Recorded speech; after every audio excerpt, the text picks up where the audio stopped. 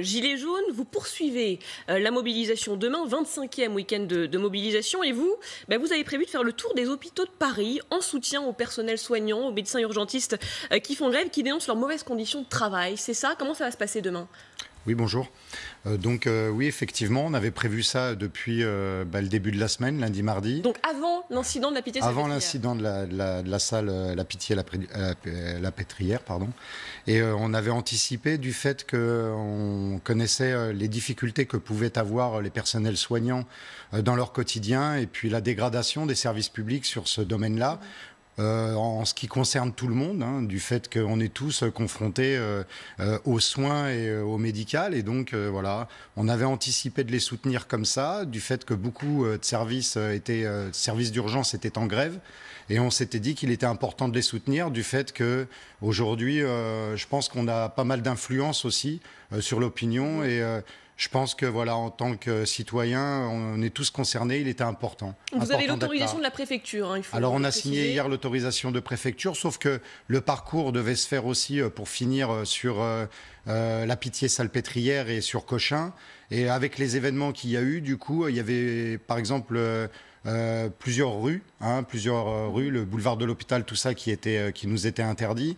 Et donc, on devait repasser par d'autres endroits. C'était un peu compliqué. On n'a pas voulu non plus, avec ce qui s'était passé hier, montrer qu'on faisait de la provocation. Donc, on s'est dit qu'on allait justement rajouter des hôpitaux qui étaient en bas. Donc, on va partir de la Riboisière, on va faire Saint-Louis, on va faire Thonon. Mais l'objectif, c'est pas de bloquer, c'est juste de passer. Ah non, c'est de passer en soutien, et vraiment, parce que le corps médical a de vraies difficultés aujourd'hui. Et on voit même les conditions aussi d'accueil des personnes, des patients, beaucoup de services en difficulté, et surtout ces gens-là qui n'arrêtent pas, et heureusement qu'ils sont là, parce qu'on a pu voir à travers les 5 mois de mobilisation, beaucoup de gens qui ont été blessés, mutilés, et donc il fallait aussi s'en occuper. Ils ont toujours accueilli les malades, et voilà, donc les blessés, et c'était important de les soutenir. Alors je voulais avoir votre regard aussi sur ce qui s'est passé hier à l'hôpital La Pitié-Salpêtrière. Christophe Castaner a très vite parlé d'attaque contre l'hôpital, des propos contestés par les témoignages des aides-soignants et des manifestants. Eux disent qu'en fait c'était plutôt un repli, qu'ils essayaient d'échapper aux forces de l'ordre, mais quand même, il faut le dire, ils ont forcé un grillage, brisé les cadenas pour pouvoir s'introduire quand même dans un hôpital. Est-ce que ça, malgré tout, vous le condamnez ? Mais ça va pas, je peux pas condamner quelqu'un qui est en détresse et qui cherche refuge. En même temps, un hôpital, il est là pour aider en même temps les gens en détresse.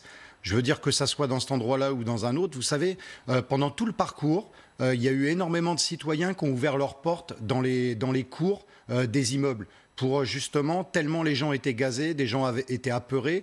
Parce qu'il faut voir aujourd'hui la charge des policiers, comment ça se passe. Ils chargent comme des taureaux à l'intérieur, que vous soyez pacifique ou pas, et tout le monde prend. Et du coup, après, pour disperser les foules et casser les cortèges, ils envoient des gaz lacrymogènes, ils tirent au LBD, et ils envoient des grenades de désencerclement. Et les gens qui ne sont pas habitués ou qui venaient pour le 1er mai, ont été surpris de ça, parce que dans leur tête, c'était les gilets jaunes, c'était des gens qui agressaient, alors qu'on s'aperçoit qu'aujourd'hui, il y a une légitimité à agir comme ça pour la police. Et on nous dit que ça vient de plus haut. Ok, ça vient de plus haut, mais en attendant, ça fait des blessés, ça fait des gens en détresse, ça fait des gens qui ont peur, ça fait des gens qui suffoquaient par les gaz. Mais vous comprenez aussi que la police est sous tension. On sait que des black blocs se sont introduits, ont visé un commissariat, une école primaire dans le 13e. Ils sont sous tension. C'est compliqué aussi pour eux. Effectivement, mais on ne peut pas opposer les gens aux gens. C'est-à-dire qu'il arrive un moment, le gouvernement, il a cette responsabilité de devoir répondre à la population, aux problèmes sociaux qu'il y a actuellement, à la contestation qu'il y a. Et on ne doit pas opposer les policiers aux citoyens. Nous, on n'en a pas après les policiers, mais il arrive un moment, nous aussi, on est fatigués. Ça fait 5 mois qu'on est dans la rue. Croyez-moi, chaque samedi, on y est, plus toute la semaine, c'est énormément d'organisation, énormément de travail pour arriver à ce que les choses se passent bien. Et vous allez continuer longtemps ?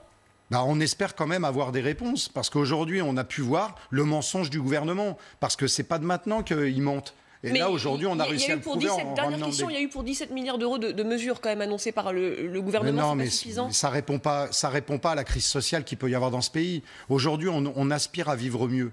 À un moment donné, il va falloir qu'ils répondent que ces gens-là, c'est ceux pour qui on a voté, ils sont bien là pour les citoyens. Merci beaucoup d'être venu nous voir ce matin sur le plateau d'LCI. Vous restez avec nous dans un